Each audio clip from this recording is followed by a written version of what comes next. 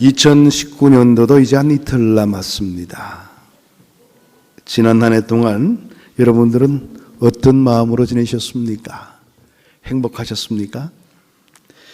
행복이라는 것은 그 행복한 순간에 다른 소원이 필요 없게 느껴져야지 진정으로 행복한 것이다. 그런 이야기를 하더라고요. 다른 어떤 소원도 필요 없을 정도로 마음속에 만족감을 가지게 되면 바로 그 자리는 행복한 자리라는 것입니다. 사도 바울은 본문에서 최고의 만족을 스스로에게 이야기하고 있습니다. 본문 24절의 말씀인데요, 같이 한번 읽어보도록 하겠습니다. 내가 달려갈 길과 주 예수께 받은 사명 곧 하나님의 은혜의 복음을 증언하는 일을 마치려 하면은 나의 생명조차 조금도 귀한 것으로 여기지 아니하노라. 아멘. 성경을 안 펼쳐 놓으시니까 읽으시기에 참 힘드시죠? 항상 자막으로만 보시다가 성경 보시려니까 좀 어색한 것처럼 느껴집니다. 성경을 좀 여러분들 많이 읽으시길 바랍니다. 예? 좀 가져다니시고요. 오늘 이 본문의 말씀에서 사도 바울은 자기의 행복이 바로 진정으로 주의 사역을 감당하는 그 자리에 있었노라고 그렇게 고백을 하고 있습니다. 사도 바울이 로마의 감옥에서 빌립보 교인들에게 보낸 빌립보서 2장 17절의 말씀의 내용을 보게 되면 이런 말씀이 있습니다. 이것도 한번 읽어볼까요? 만일 너희 믿음의 재물과 섬김이 위에 내가 나를 전제로 드릴지라도 나는 기뻐하고 너희 무리와 함께 기뻐하리니. 아멘. 자막이 나오니까 훨씬 더 잘 읽으시네요. 예. 오늘 이 내용의 말씀에서 전제라는 것은 재물에 포도주를 붓는 어식입니다. 과거 개역 성경에는 관제라 이렇게 표현되기도 했죠. 같은 뜻입니다. 마지막 제사의 방법으로서 제사를 끝낼 때 포도주를 아낌없이 그 재물 위에다가 붓는, 그래서 불을 끄는 역할도 감당했습니다. 그렇게 하면서 이제 제사를 끝내는 그런 형식인데요, 사도 바울은 이 전제의 방식으로서 자신의 죽음에 이르는 헌신을 상징하려고 했습니다. 나는 이렇게 다 부은 바가 되고 소진되었노라, 이렇게 이야기를 합니다. 내가 이 시간에 비참하게 죽어 피를 쏟는 죽음에 이른다 할지라도 나는 행복합니다. 이런 표현을 쓰고 있는 겁니다. 바울은 복음을 위해서 목숨까지 내어놓던 사람이었지요. 이런 행복이 진짜 행복이 아닌가. 목숨마저 내어놓는다 할지라도 그 마음속에 만족감이 있는 삶, 이것이 바로 진정한 행복한 자의 모습이 아닌가 생각을 해볼 수가 있습니다. 사람의 극단적인 감정이라는 것은 언제나 그 표현에 있어서 생명과 연관해서 표현하는 경우가 많이 있습니다. 그래서 우리가 굉장히 우스운 일을 맞이하게 되면 우스워 죽겠다, 그렇게 이야기를 합니다. 맛이 있어도 정말 그 맛있는 맛을 표현할 때도 맛있어 죽겠다, 그렇게 표현을 합니다. 굉장히 졸릴 때도 졸려 죽겠다, 피곤해 죽겠다, 좋아서 죽겠다, 그런 이야기를 자주 하죠. 이럴 때 흔히들 생각하기를 한국 사람들은 궁상 맞아서 걸핏하면 죽겠다고 말한다, 그렇게 표현하는 분들이 계시는데요, 모르는 소리입니다. 이런 현상들은 세계 어느 나라 말에서 똑같이 나타나는 현상이기 때문에 그렇습니다. 사람은 원래가 죽고 싶은 본능과 살고 싶은 본능이 함께 있다고 그럽니다. 이것을 전문적으로 연구한 사람의 말에 의하면 어느 나라 말이든지 언제나 극단적인 감정을 표현하게 될 때 죽음과 연관시키는 경우가 많이 있다고 그럽니다. 그래서 행복에 대해서도 이대로 죽어도 좋다, 여한이 없다, 이렇게 표현할 때가 가장 행복할 때라는 겁니다. 이렇게 죽음과 관련해서 표현하는 경우가 많다는 것이지요. 그러므로 이미 말씀드렸지만 아까 읽어보았던 바울이 빌립보서 2장 17절의 말씀에서 극단적으로 표현한 나를 전제로 드릴지라도 나는 기뻐하고 너희 무리와 함께 기뻐한다. 내가 완전히 너희들을 위해서 소진한다 할지라도 나는 그곳에 기쁨이 있다, 그렇게 이야기를 합니다. 그렇게 이야기하면서 자신의 비참함을 나타내는 것이 아니고 오히려 행복의 절정을 표현하려고 했던 사람이 사도 바울이었습니다. 사도 바울은 정말로 행복한 사람이었습니다. 왜냐하면 그는 누구를 위해서 살아야 하는지 삶의 목적이 분명히 있었기 때문에 그랬습니다. 로마서에 보면 이런 말씀이 있죠. 로마서 14장 7절의 말씀인데요. 우리 중에 누구든지 자기를 위하여 사는 자가 없고 자기를 위하여 죽는 자도 없도다. 그런 표현을 쓰고 있습니다.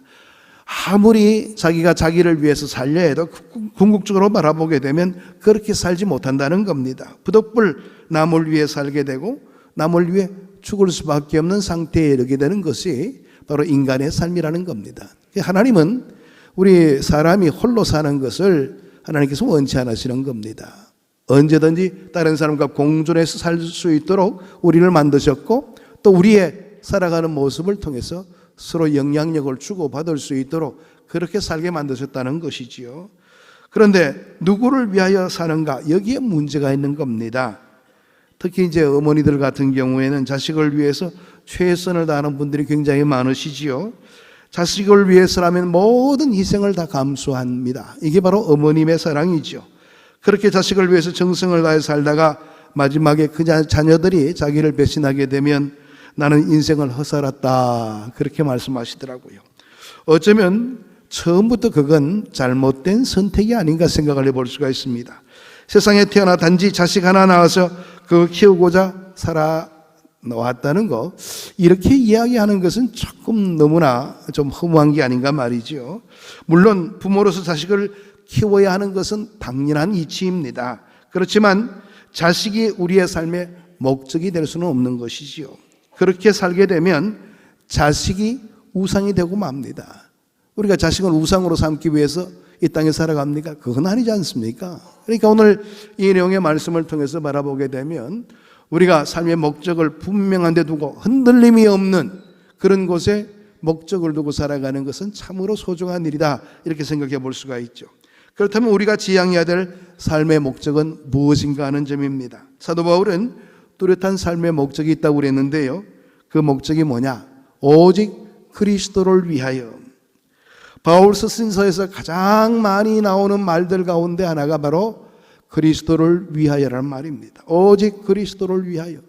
사도 바울은 그리스도가 그의 삶의 전부였습니다. 그리스도를 위한 일이라면 삶의 전부를 내어준다 해도 아낌없이 내어줄 수 있노라고 말했던 사람, 그 사람이 바로 사도 바울이었습니다. 왜냐? 자신의 삶의 목적이 바로 그리스도께 있다는 것을 확실히 알고 있었기 때문에 그렇습니다. 나를 위해 죽었다가 부활하신 바로 그분이 내 삶의 목적이다. 나를 위해서 아낌없이 삶을 내어주신 예수 그리스도가 내 삶의 목적이다. 왜? 주님께서도 나를 위해서 그렇게 해주셨기 때문에 내가 그렇게 하는 것은 당연한 것이지. 이렇게 바라본 겁니다. 여러분, 그런 누구를 위하여 살고 누구를 위해 죽어야 한다는 것이 분명했습니다. 그리고 그 목적을 위해서라면 자신의 모든 것을 다 희생할 줄 아는 사람이었습니다. 그것이 또한 그의 행복이기도 했습니다. 그래서 다른 것에는 미련을 두지를 않았죠. 오직 그리스도를 위하여. 그가 간증한 말 가운데 유명한 말이 있습니다. 빌립보서 1장 21절의 말씀인데요. 이는 내게 사는 것이 그리스도니 죽는 것도 유익함이라. 내 안에 그리스도가 살게 된다면 나는 생명조차도 아낌없이 내어놓을 준비가 되어 있는 사람이다. 죽으면 끝나는데요? 아닙니다. 죽는 것도 우리에게는 참 유익할 때가 있다는 것이지요. 이것이 바로 바울의 고백이었습니다. 바울이 그렇게 살 수 있었던 것은 뚜렷한 목적을 가지고 살았기 때문이라, 이렇게 이야기해 볼 수가 있습니다. 그런데 문제는 목적은 있는데 그 목적을 현실적으로 구체화시키지를 못하는 사람들이 많아서 문제가 되는 겁니다.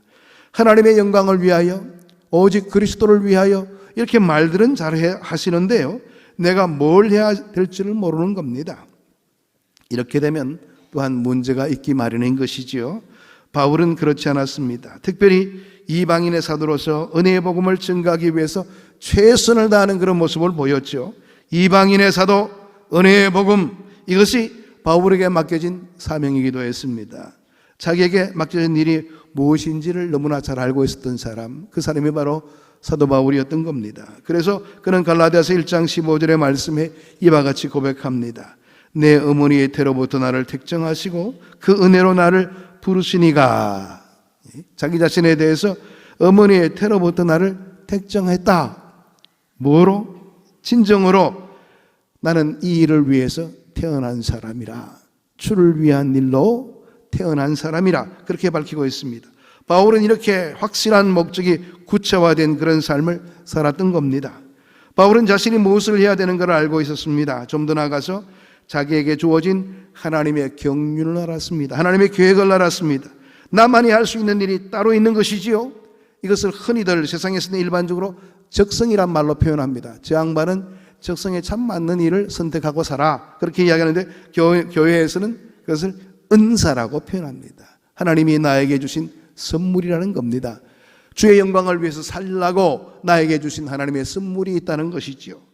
내게 주신 은사가 뭡니까? 나만이 할 수 있는 것, 내게 주신 달란트, 그것을 극대화시켜 나가는 그런 삶의 자세가 우리에게 있어야 되는 겁니다. 여러분, 음치가 음악 공부를 한다고 해서 뭐 나아질 것이 있겠습니까? 물론 조금은 나아지겠지만 궁극적으로 다른 음악을 잘하는 사람들에게 따라갈 수가 없는 것이지요.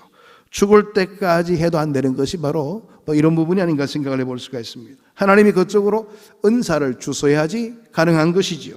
내게 주신 은사가 무엇입니까? 그것을 정확하게 알아가지고요, 여기에다가 온 힘을 다 쏟는 그런 우리의 태도가 바로 주를 위한 일이고 주께 목적을 둔 삶이라, 이렇게 이야기해 볼 수가 있습니다. 없는 재주를 부리려고 한평생 몸부림쳐대봤자 되는 것은 아무것도 없고 절망뿐입니다. 오히려 주위에 있는 많은 사람들을 부담을 가중시키는 경우가 많이 있죠. 자기와 관련 없는 것, 남들 따라가기 위해서 뭔가를 선택하기 위한 우리의 모습이 있다면 그건 올바로 은사를 활용하는 것이 아닙니다. 나만이 할 수 있는 정말 귀한 은사들이 있어요. 그것을 잘 발견하고 그 일에 온전히 쓰임받을 수 있도록 노력하는, 정말 내 내연을 더욱더 확대시켜 나가는 그런 모습들을 갖추게 될 때 하나님께서는 그를 통해서 큰 역사를 이룰 수 있도록 만들어 주신다는 겁니다. 그것을 하나님의 영광을 위해서 극대화시켜 나가는 것, 여기에 우리 믿음의 사람들의 노력이 따르는 것입니다. 바울이 바로 그렇게 살았기에 그는 어떤 열악함 속에서도 행복을 누리며 생활할 수가 있게 되었습니다. 본문 22절의 말씀을 한번 읽어볼까요? 보라, 나는 성령에 매여 예루살렘으로 가는데 거기서 무슨 일을 당할는지 알지 못하노라. 사도 바울은 성령의 이끌림에 의해서 예루살렘으로 간다고 말하고 있습니다. 그는 하나님의 은사, 특별히 성령의 역사 앞에 그는 순리적으로 살았던 사람이었습니다. 이미 닫혀진 문을 열어달라고 막 악을 쓰고 그랬던 사람 아닙니다. 안 될 것을 되게 해달라고 그렇게 요구했던 사람도 아니었습니다. 하나님이 인도해 주시는 대로 순리대로 살려고 노력했던 사람이 사도 바울이었죠. 그것이 어디든지 감옥이든지 사막이든지 그것이 어디든 그는 성령의 역사 앞에서 조용히 순종할 줄 아는 사람이었습니다. 때로는 우리가 교회 생활할 때도 꼭 자기의 뜻대로 되기를 원하는 분들이 계셔요. 얼마나 고집들이 센지 꼭 자기 뜻대로 되어야지 한숨을 놓게 되는 거예요. 아이고, 그래서 내 의견이 묵혀드는구나. 여러분, 교회는 자기 뜻을 주장하는 곳 아닙니다. 하나님의 뜻을 찾아가는 곳이지요. 오늘 사도 바울은 어떤 위치에 있든지 간에 하나님의 뜻대로 모든 것을 순종하기를 원했던 사람이었습니다. 순리대로 하나님의 역사하심대로 온전히 순종하고자 했던 사람, 그렇기 때문에 날마다의 삶 가운데 그는 항상 행복감을 느끼며 하나님이 이렇게 나를 인정해 주시고 나를 이끄셨구나, 그 속에서 만족감을 누렸던 사람이 바로 사도 바울이었던 겁니다. 온유하고 순종을 잘하는 사람은 늘 마음에 여유가 있습니다. 그러나 되게 고집이 많은 사람, 제멋대로 하는 사람들이 절망을 잘합니다. 왜? 자기 뜻대로 안 된다는 그 이유 때문에 그런 것이죠.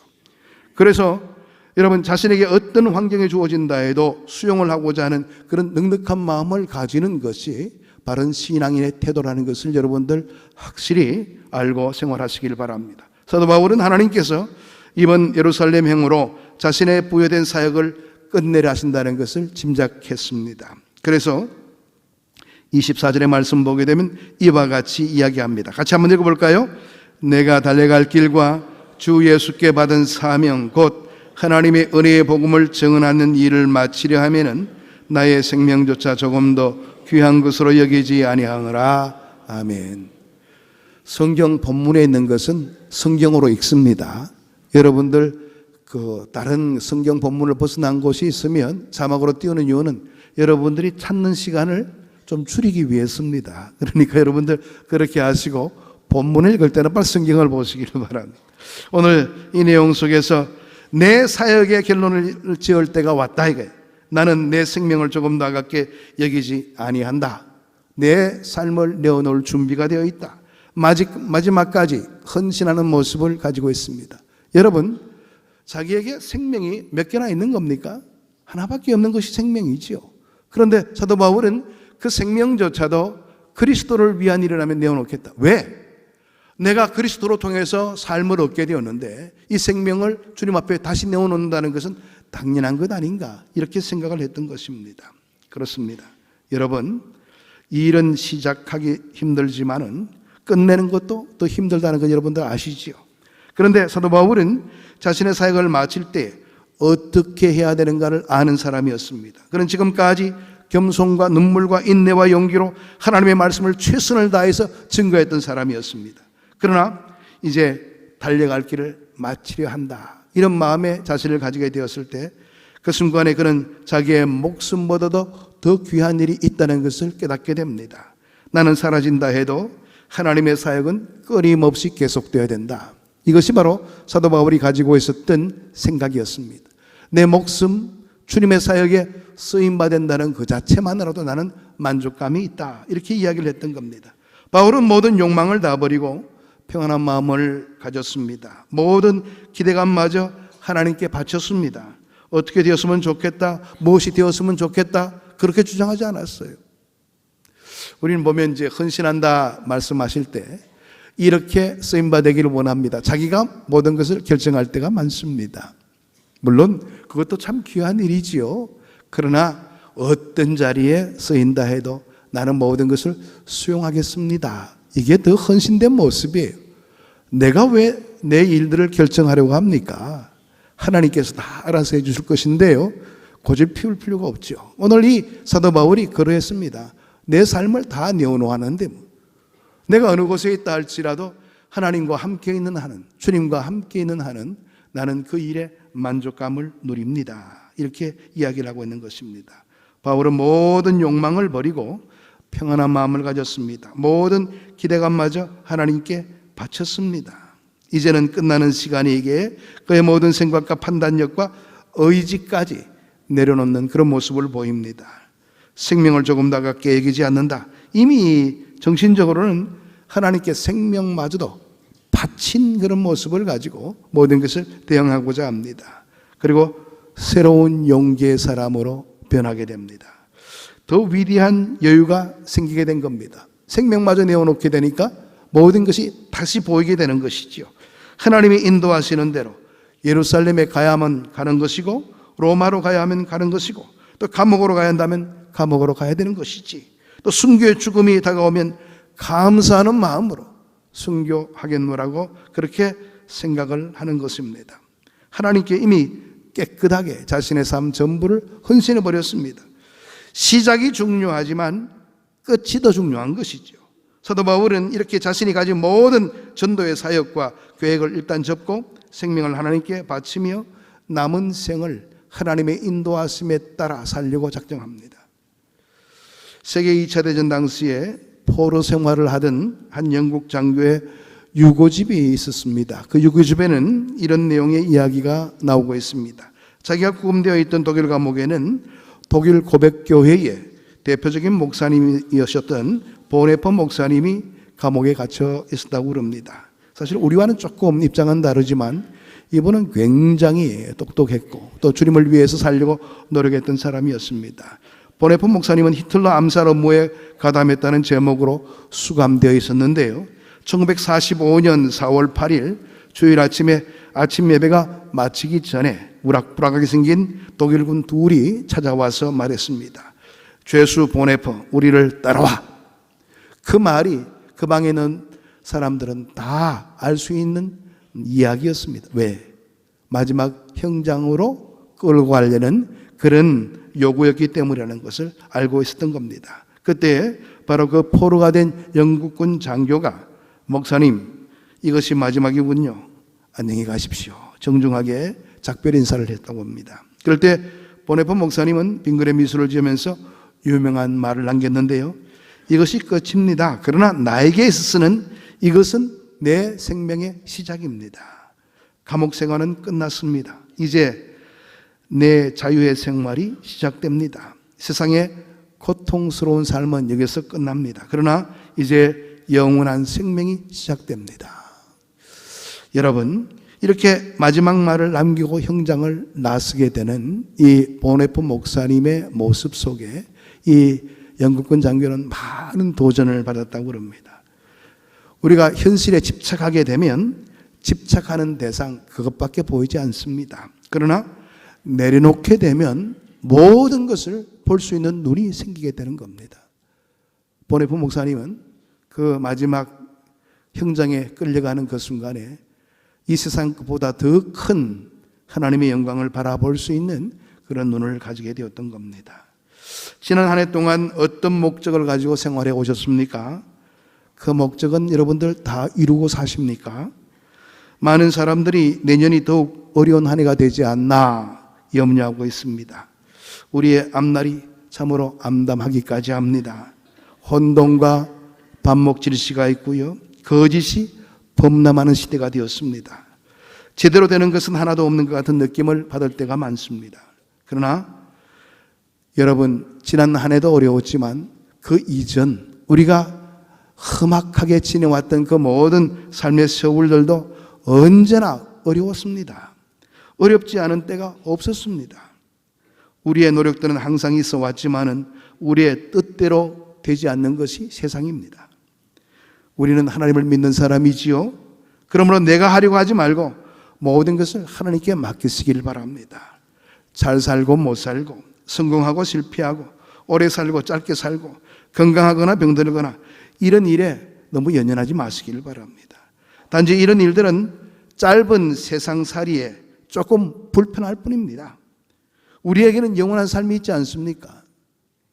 지금 연세가 90이 넘는 분이 계신다 할지라도 지내왔던 삶을 이야기하신다면 꼭 그렇게 이야기하시더라고요. 한순간에 지나갔다고 그렇게 이야기하시더라고요. 100년도 한순간에 지나가는 겁니다. 이게 인생입니다. 짧은 인생, 우리는 이 짧은 인생의 모든 것을 걸면서 살 필요가 뭐가 있겠어요?